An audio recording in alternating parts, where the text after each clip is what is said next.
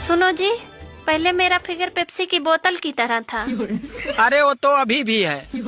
सच में? हाँ, पहले 300 ml की थी, अब 2 लीटर की है। क्या जोक मारा भाई।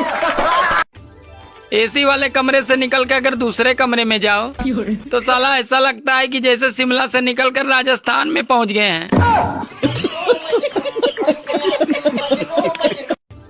दोस्तों, नवरत्न तेल के भरोसे न रहें। अरे धूप बहुत तेज है, कृपया गमछा लेकर चलें। भगवान ने दुनिया में हर आदमी को आजाद और समझदार बनाकर भेजा। अब वो शादी कर ले भैया, तो इसमें भगवान की क्या गलती।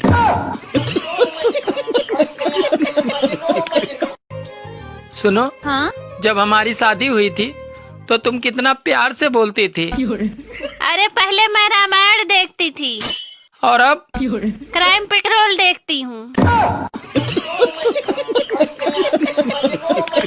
क्यों, तुम लड़कियों को क्या पसंद है? गप्पे और गोलगप्पे। वैसे तुम लड़कों को क्या पसंद है? दारू और दूसरे की मेहरारू। देवर जी, हाँ, मुझे मेरे मैके छोड़ आते। आज मेरी तबीयत खराब हो रही, मैं नहीं जा रहा। ठीक है, तो वो हमारी बहन कह रही थी छोटे जिया को साथ ले आना। भाभी जल्दी चलो, अब देर ना करो। सुनो ना, हम तुमसे बहुत प्यार करते हैं। लेकिन हम तुमसे प्यार नहीं कर सकते। लेकिन क्यों? क्योंकि तुम यादव हो। हाँ, तो क्या दिक्कत है? तुम हमरो दूध बेच दोगे।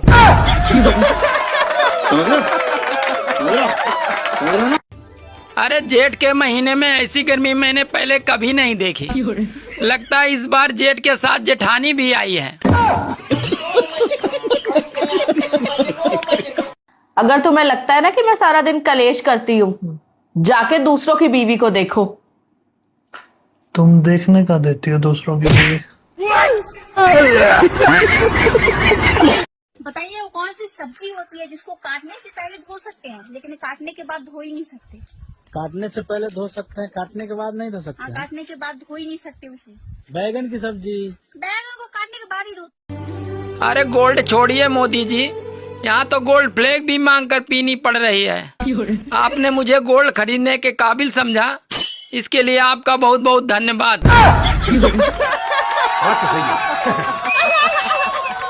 बिना बुलाए डॉक्टर आए, सुई लगाकर भाग जाए, बताइए क्या है? बिना बुलाए डॉक्टर आए, सुई लगाकर भाग जाए। इसका क्या मतलब हो सकता है? सोचिए। हमको नहीं पता। गाइस, आप लोग कमेंट करके बताइए। अच्छा, तो तुम प्यार करते हो मुझसे? हाँ, क्या कर सकते हो मेरे लिए? तुम चाहे मेरी इज्जत लूट के देख लो, मैं किसी को नहीं बताऊंगा। मोदी जी ने 10 रुपए की झाल मुड़ी में पूरे बंगाल को जीत लिया। अगर 10 रुपए और खर्च कर देते तो साला बांग्लादेश भी आ जाता।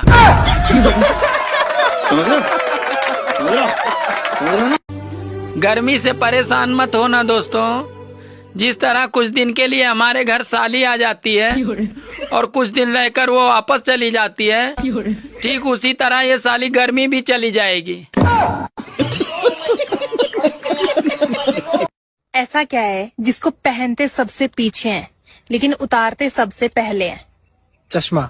नहीं। घड़ी। नहीं। ऐसा तुम सभी बोल दोगे फिर? नहीं पता। सोचो। चश्मा मेरे हिसाब से। नहीं।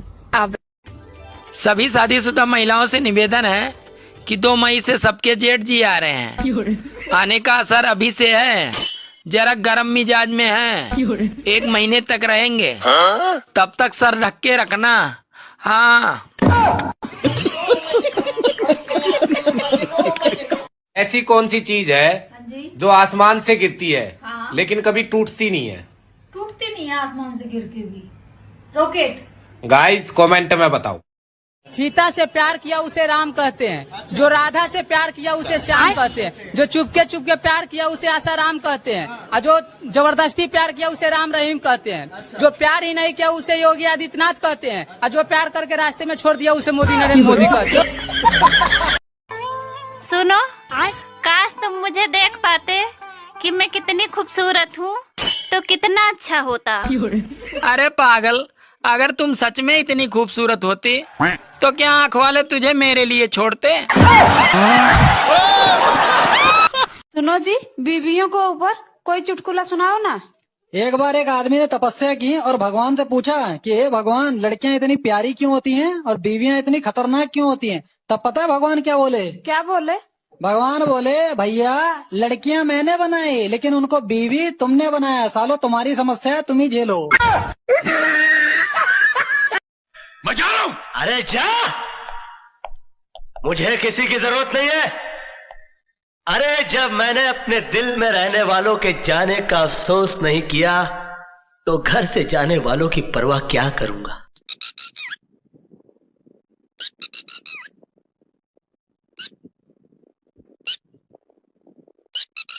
वह कौन सा गाना था जिसने राजेश खन्ना को सुपरस्टार की ऊंचाई तक पहुंचा दिया था? फिल्म थी हाथी मेरे साथी और उसका एक गाना ऐसा चला कि आज भी लोग दिल से गाते हैं। लेकिन क्या आप जानते हैं, इस गाने के लिए पहले चुना गया था किशोर कुमार जी को। किशोर दा ने 2 दिन तक उस धुन को समझने की कोशिश की लेकिन बात नहीं बनी और आखिरकार उन्होंने स्क्रिप्ट किनारे रख दी और साफ कह दिया कि यह गाना सिर्फ रफी साहब ही गा सकते हैं। मुश्किल यह थी कि रफी साहब उस वक्त लंदन में थे और म्यूजिक लॉन्च बस 2 दिन दूर था। लक्ष्मीकांत प्यारेलाल की चिंता उनके चेहरे पर साफ दिख रही थी। तब किशोरदा मुस्कुराए और बोले, इसकी फिक्र मत करो, मैं देख लूंगा। उन्होंने रफी साहब को कॉल किया और कहा, यह गाना बस आप ही गा सकते हैं। रफी साहब ने एक पल भी नहीं लगाया। सोचने में अगली फ्लाइट से मुंबई आए 2 घंटे में गाना रिकॉर्ड किया और उसी दिन वापस लंदन लौट भी गए। ये सिर्फ एक गाने की नहीं बल्कि दोस्ती और एक दूसरे की काबिलियत को सलाम करने की कहानी। पागलों के अस्पताल में एक ही रूम में सारे पागल एक साथ डांस कर रहे थे, तो उसमें से एक पागल चुपचाप एक जगह बैठकर देख रहा था। तो ये देखकर डॉक्टर समझे ये ठीक हो गया है। तो डॉक्टर ने पागल से पूछा, अरे सब डांस कर रहे हैं, तुम क्यों नहीं कर रहे हो? तो इतने में पागल बोला, अरे पागल, मैं दूल्हा हूँ।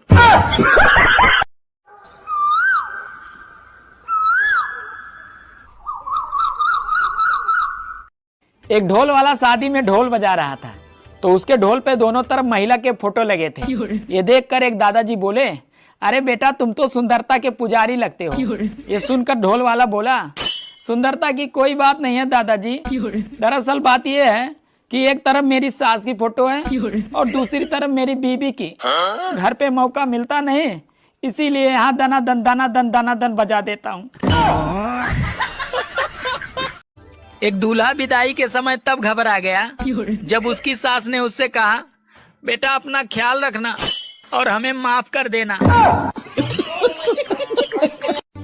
कितना कमा ले तो ये सब पूछते हैं, मगर कैसे कमाते हो साला कोई नहीं पूछता। जिस लड़के की शादी के लिए लड़की देखने उसका पूरा खानदान जाता है, अरे वही लड़की शादी के बाद अकेले ही उसके पूरे खानदान को देख लेती है।